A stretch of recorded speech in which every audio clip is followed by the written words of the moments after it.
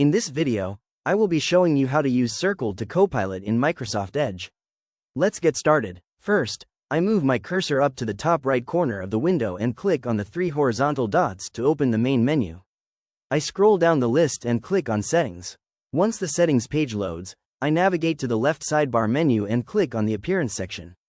I scroll past the theme customization options, moving down through page colors and other appearance settings until I find browser behavior and features. I click on this section to open it. Under the general behavior options, I scroll down to the mouse gesture settings. Here, I click the toggle switch to enable mouse gestures.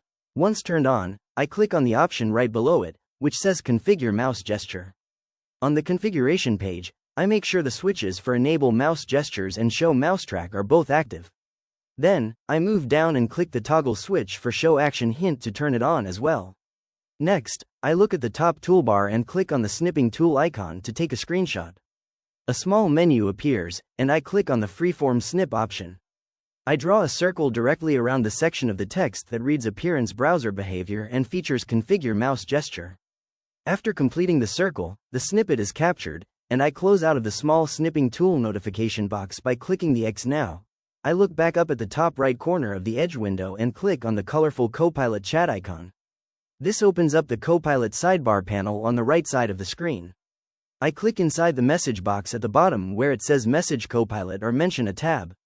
Instead of typing, I click the little clipboard icon or press paste to drop the screenshot I just took directly into the chat prompt area. With the image successfully added to the message field, I click on the black arrow button to send it to the AI. I wait briefly as the response processes.